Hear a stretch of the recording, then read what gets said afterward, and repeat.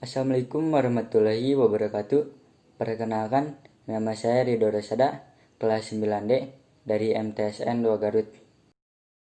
Saya di sini mau menjelaskan tentang kerajaan-kerajaan yang ada di Indonesia. 1. Kerajaan Islam di Sumatera. A. Kerajaan Samudra Pasai. Raja-raja yang memerintah di Kerajaan Samudra Pasai adalah 1. Sultan Malik As-Saleh, 2. Sultan Muhammad Malik Zahir, 3. Sultan Mahmud Malik Zahir, 4.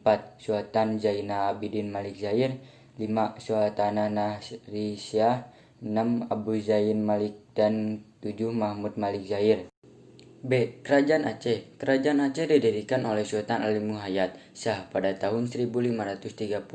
Kemudian ia digantikan oleh Sultan Alauddin Riayat Shah Al-Qahar, Sultan Muda, Sultan Iskandar Muda, dan Sultan Iskandar Sani.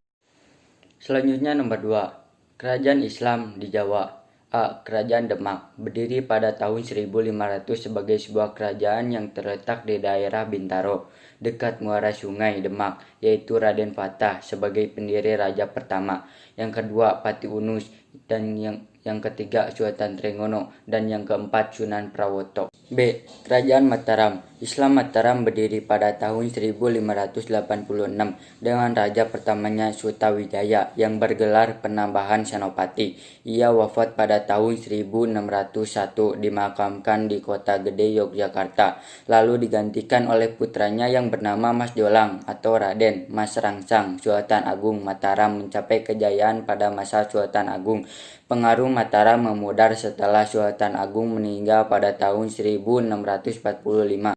C. Kerajaan Islam di Cirebon. Asal-usul nama Cirebon terdapat dua pendapat. Pertama, menurut Babat Cirebon disebut bahwa Cirebon berasal dari kata ci dan rebon, udang kecil. Nama tersebut berkaitan dengan kegiatan para nelayan di Muara Jati. Kedua, diambil dari kitab Negara Kertabumi yang menyatakan bahwa Cirebon adalah perkembangan dari kata Carban yang berasal dari istilah Sarumban yang berarti pusat percampuran penduduk. Pendiri kerajaan Cirebon adalah Walang Sungsang. Namun tokoh yang berhasil meningkatkan status menjadi sebuah kerajaan adalah Syarif Hidayatullah, Sunan Gunung Jati. Ia merupakan Pangeran Cakrabuana sebagai penguasa Cirebon. Dia pendiri dinasti Raja-Raja Cirebon dan kemudian juga Banten.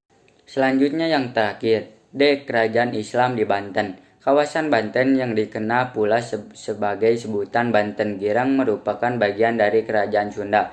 Kemudian dipicu oleh adanya kerjasama Sunda-Portugis dalam bidang ekonomi dan politik. Hal ini dianggap dapat membahayakan kedudukan Kerajaan Demak selepas kegagalan mereka mengusir Portugis dari Malaka tahun 1513 atas perintah Sultan Trengganu. Maulana Hasanuddin bersama Fathahillah melakukan penyerangan dan penaklukan pelabuhan Kelapa sekitar tahun 1527. Di masa waktu itu masih merupakan pelabuhan utama dari Kerajaan Sunda. Masa Sultan Ageng Tirtaesa bertahta pada tahun 1651 sampai dengan 1682 di Padang sebagai periode kejayaan Banten. Cukup sekian yang dapat saya sampaikan. Mohon maaf bila ada kesalahan. Saya Ridho Rosada, pamit undur diri. Assalamualaikum warahmatullahi wabarakatuh.